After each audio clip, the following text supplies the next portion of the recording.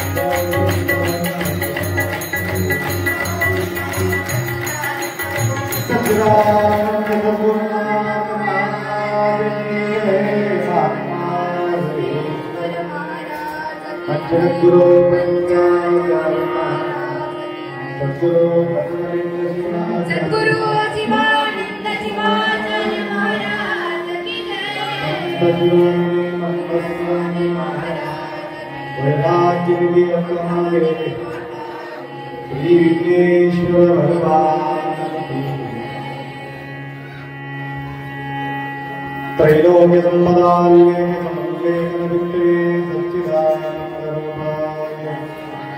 शिवाय ब्रह्मणे नमः। सर्वलोकानां प्रकृतिं शास्त्रभागम् तां धर्मचारिणीं शम्भो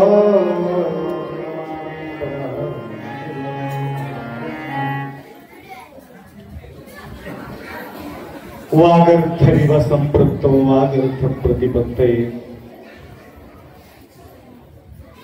जगतपितरौ वंदे पार्वती परमेश्वर।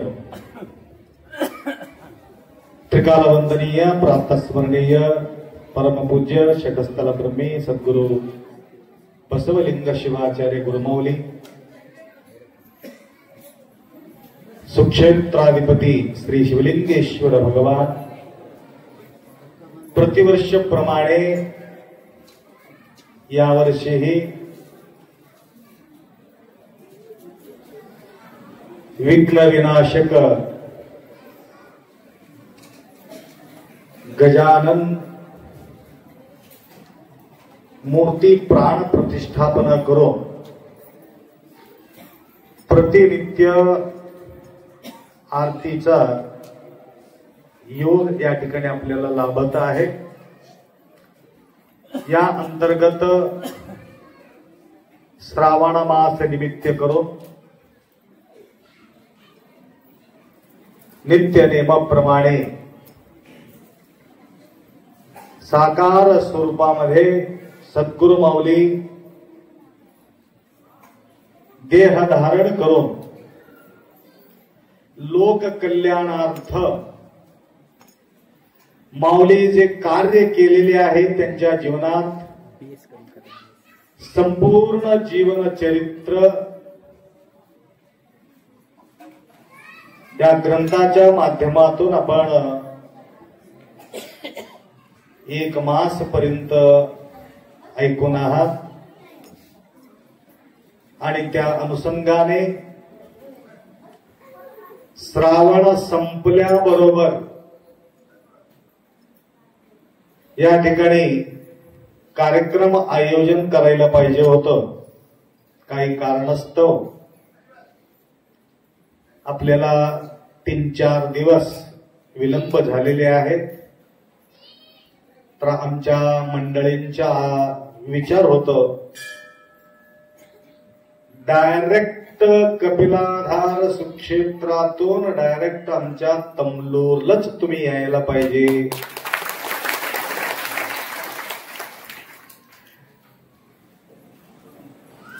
सगळ्याला अनुष्ठानाचा फळ वाटत वाटत वाटत आमच्यापर्यंत येणं म्हणजे भयानक विलंब झालेले आहे असं म्हणून कार्यकर्ता या ठिकाणी त्यांच्या मनोगत व्यक्त केले।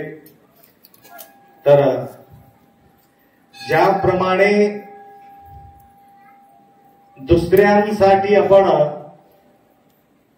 कल्याणाचा विचार करतो, तुमचं डबल कल्याण झाल्याशिवाय राहणार नाही। वाढो लोकी सदाचार सद्विद्येचे बडीमार हो सर्वत्र साचार हाची प्रसाद आवडी। म्हणून बघा किती वातावरणामध्ये खालीवरी आपण पाहिलो। कालच आम्ही या ठिकाणी येणार होतो,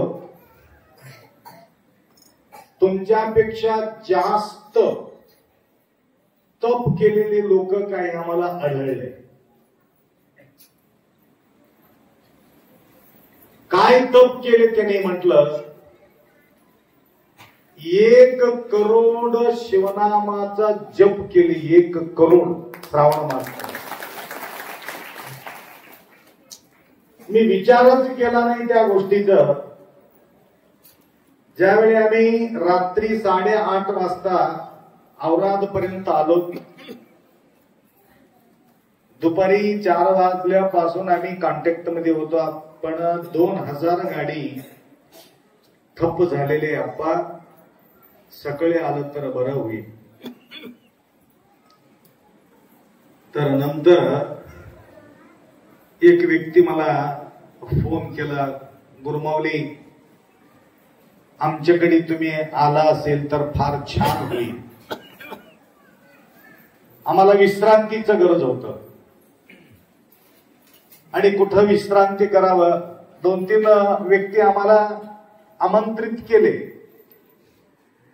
परंतु कुठेही त्यांच्या आमंत्रणाला स्वीकार न करता काल घडलेली घटना बोलतो तुम्हाला। आम्ही कमलनगरला गेलो। कमलनगरला जाऊन रात्री 11 वाजता जाऊन विश्रांती घेतल्यानंतर सकाळी पहाटे 4 वाजता फिरण्यासाठी आम्ही गेल्यानंतर 4-5 व्यक्ती आम्हाला येऊन आढळले। त्या रोडावरती साष्टांग दंडवत घालो। माऊली 8 महाराजांना आम्ही आमंत्रित केलो, परंतु कुठलेही महाराज आमच्या कार्याला आलेले नाहीये। परंतु आज भाग्य उदय आले, सखा सद्गुरु भेटले म्हटल्याप्रमाणे तुम्ही रात्री या ठिकाणी आलेले आम्हाला कळालं, त्याकरता आमच्या आमंत्रणाला तुम्ही स्वीकार करावाच लागते असं म्हटल्यानंतर काय विशेष काय आहे? काय नाही, 1 करोड जप आम्ही केलेले होते, 1 कोटी. काल समाप्ती व्हायला पाहिजे होतं, काय कारणास्तव आजच आम्ही त्यांचे विसर्जन ठेवलेले आहे. मला बी फार आनंद वाटला. जाऊन 1 तास 1.5 तास प्रवचन केलं त्या ठिकाणी. यज्ञानाम जपयज्ञो अस्मि. देवाला मजबूर करणारा एकमेव काम आहे तो नाम आहे. नामाच्या आधाराने देव मजबूर होतो, त्यांचे गुणगान केल्यामुळं. जपयज्ञो अस्मि, त्याप्रमाणे त्या जपाच्या फलस्वरूपात साकार स्वरूपामध्ये शंभो महादेव त्यांना दर्शन देतात. कोणाला? कोणाला? जप करणाऱ्या भक्तांना साकार स्वरूपामध्ये त्यांनी दर्शन देतात. ज्याप्रमाणे आता शिवलिंगजी जे 2 गोष्टी बोलले, तुम्ही ऐकले न ऐकले मला माहित नाही. मुळे शिवलिंगराव काय म्हटले माहितीये का? मन खिरत अडकले. कधी संपत्ती की कधी संपत्ती म्हणून आमचं ध्यान तिकडे. त्यांनी एक वाक्य रचना या ठिकाणी केले.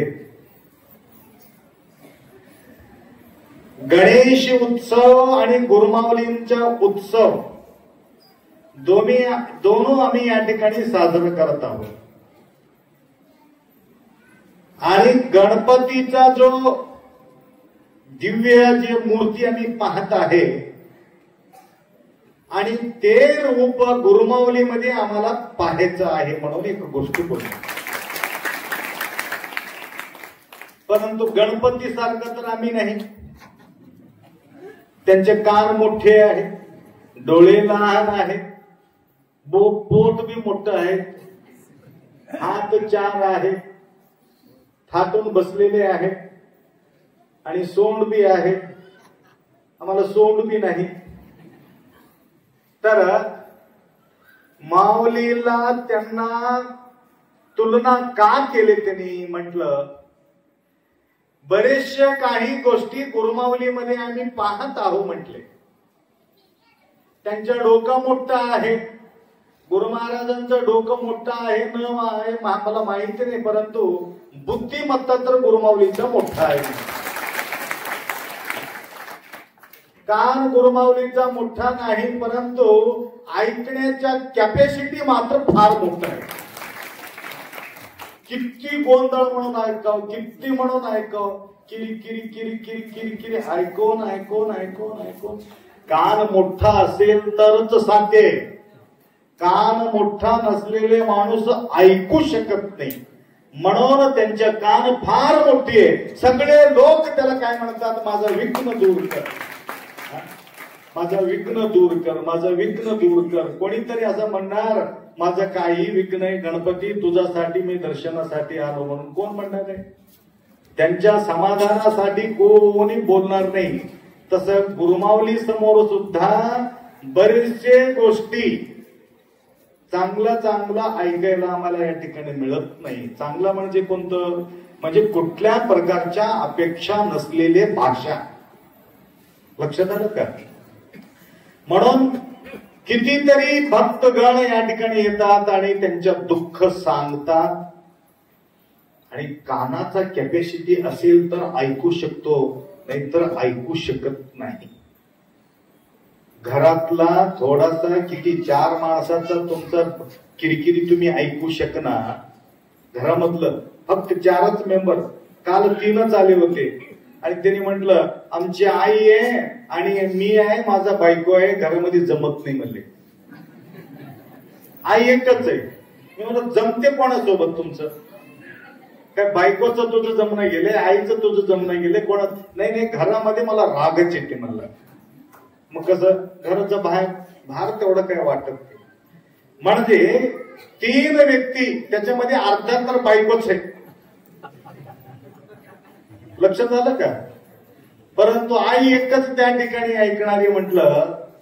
फक्त आईचा 2 गोष्टी तुम्हाला ऐकण्याचा कॅपॅसिटी तुमच्या जवळ नसेल तर तुमचं कान कसं मोठं होणार आहे? लक्षात घ्या. म्हणून ऐकलेले जे गोष्टी मुखातून बाहेर पडता कामा नये म्हणून त्यांच्या सोंड फार मोठं आहे. लक्षात आलं का? म्हणून बरेचशा गोष्टी त्याचे पोट मोठा आहे. पोट कशाचे मोठं? खाण्यामध्ये मोठा नाही, पोटात मावते. मावली तुम्ही कोणाला सांगणार नाही म्हणून मी तुम्हाला सांगू लागलो असं बोलून सांगतात काहीतरी.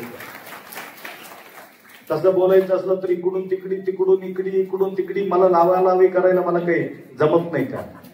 परंतु इकडचं बायकोच्या नवऱ्याला सांगत नाही, नवऱ्याचा बायकोला सुद्धा सांगत नाही आम्ही.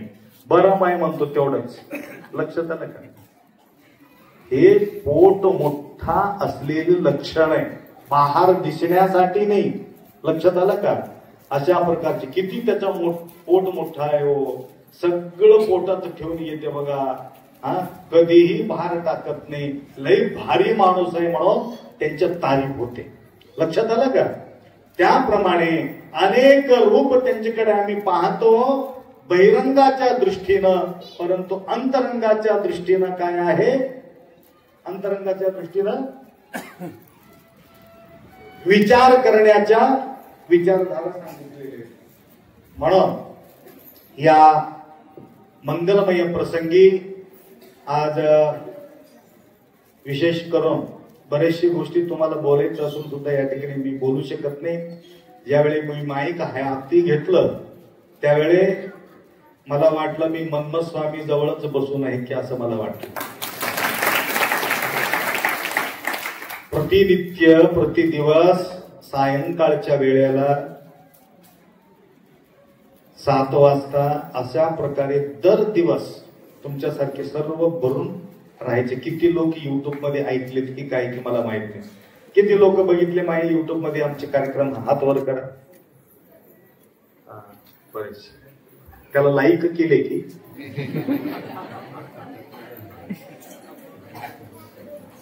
तर 2-3 गोष्टी कराव्या लागते म्हणे.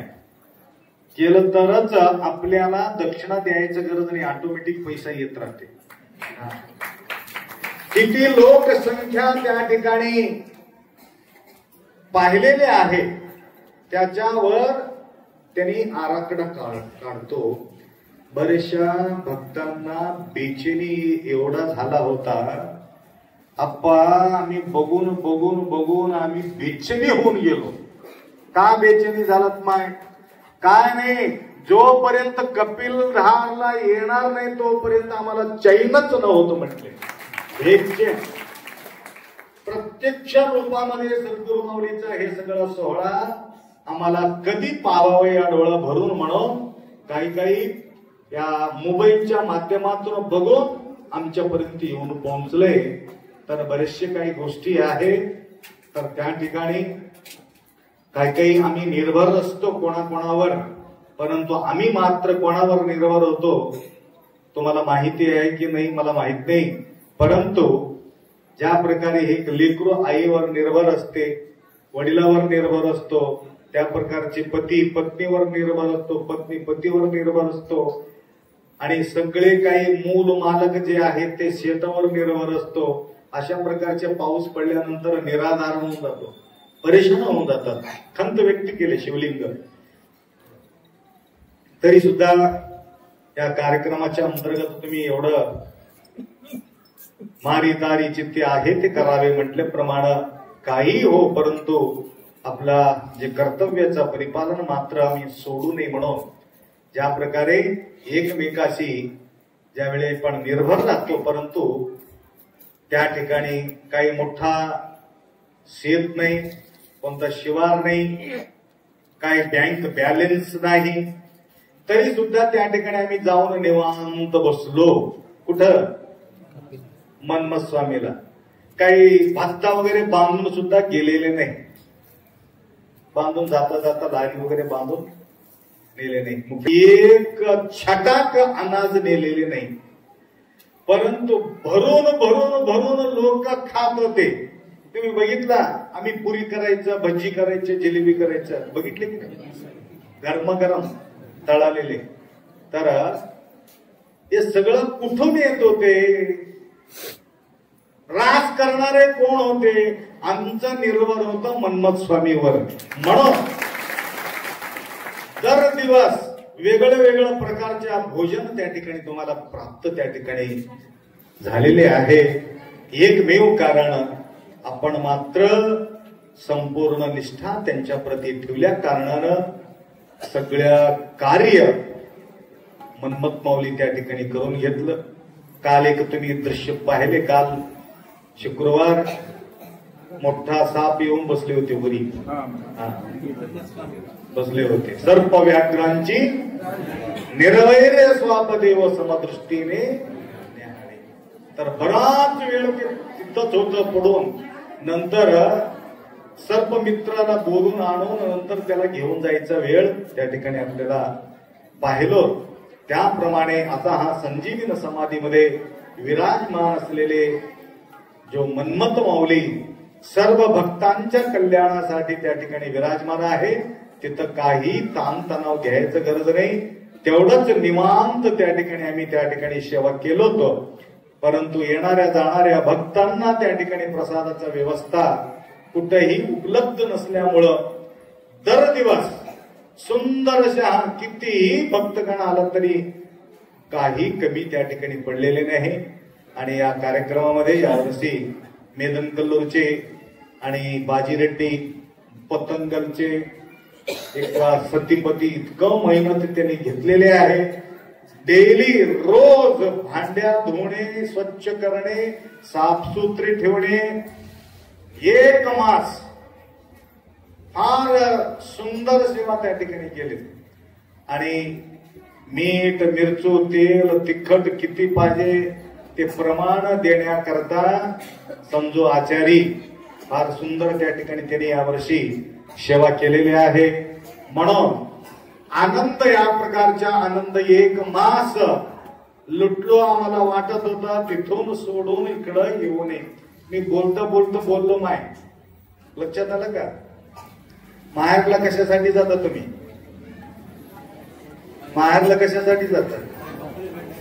मा बाप भेटायला. अजून आराम झोपायला, सडकून खायचा, शिस्त झोपायचं, नो ताण नो टेन्शन. आई राहावं, आई असेल तर.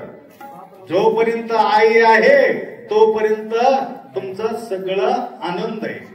आई गेल्यानंतर संपलं, तिथं माहेरच संपलं तुमचा. त्याप्रमाणे आमच्या माहेर म्हणजे मन्मथ स्वामी आहे. तुम्ही 2 दिवसासाठी 3 दिवसासाठी माहेरला जाते माय, मी 1 महिन्यासाठी जातो. 1 महिना निवांत. डाळ कोण आणतात, तांदूळ कोण आणतात, तेल कोण आणतात, तिखट कोण आणतात, आम्हाला काही पत्ताच नाही. लक्षात आलं? पुण्याहून काय काही प्रकारच्या भोजन त्या पुण्यामध्ये तयार करून हजारो लोकांना त्यांनी प्रसादाचा व्यवस्था केला. वाटणारा थकला नाही, खाणारे थकले. लक्षात घ्या, खाणारे थकले. त्याप्रमाणे आम्ही शाल टाकण्यासाठी आम्ही थकले नाही, टाकून घेणारे थकून गेले, अजून शाल संपले नाही. तसंच होत. लक्षात आलं का?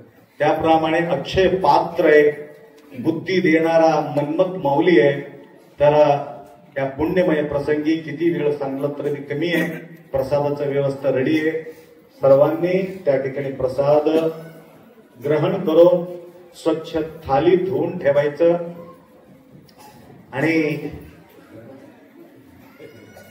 गडबड न करता स्वच्छता बाळगायचं. आणि नंतर तुमच्या थालीला हुडकत आम्ही शेतात जाऊ नये. फार अवघड आहे. परंतु हे गोष्टी सांगून परंतु लक्षात येत नाही म्हणून तुम्हाला सांगावं लागतं. तुम्ही गुरुपौर्णिमेला काय केलं माहितीये का? हे पत्रोळी गळू नये, पत्रोळी परेशानी होऊ नये म्हणून ते खाली दिले. कशाच्या खाली? पत्रोळीच्या खाली. तुमच्या खाली नाही, पत्रोळीच्या खाली थाली दिले. हे खाणारे खाल्ले. काय विचार केले? पत्रोळी के साथ थाली के साथ ते कचऱ्यामध्ये टाकून दिले. खाली थाली असलेले तुम्हाला माहित नाही का? विचार करायचे नव्हते म्हणून त्यांना डबल खर्च व्हावं लागलं. त्यांना त्यासाठी माय थोडासा सावधान बाळगा, नाहीतर बाळूमावासारखं मला शिवे देता येत नाही. त्या शेतामध्ये मामुली शिवे दिला नाही त्याने. आम्हाला शिव्या शिकून घ्यावं लागते. काय ते एकदा ट्रायनिंग झाल्यावर नंतर शिवे देतो. अजून ट्रायनिंग झालं नाही शिव्याचं. म्हणून तुम्ही स्वच्छता बाळगा, थाली धुवून ठेवा. आणि त्यांची इच्छा आहे दर दिवस गुरुमाऊलीचा या ठिकाणी प्रवचन ऐकायला भेटलं तर बरं होईल म्हणून त्यांनी या ठिकाणी त्यांच्या मनोगत या ठिकाणी व्यक्त केलेले आहे. तर काही काही समाप्तीसाठी काही काही ठिकाणी मला जाऊन यायचं, तरी सुद्धा जास्तीत जास्त वेळ देण्याचा मी कोशिश या ठिकाणी करतो. आणि प्रतिवर्षीप्रमाणे आज आपला वाढदिवसाच्या आनंदाचा सोहळा या ठिकाणी लेकरांनी साजरी केलेली आहे. त्यांना आणि तुम्हा सगळ्यांच्या जीवनामध्ये गुरुमाऊलीचा कृपा आशीर्वाद निरंतर लाभो एवढा अपेक्षा व्यक्त करून 2 शब्द या ठिकाणी विराम करू. सांबले नमः पार्वती हर हर हर Hare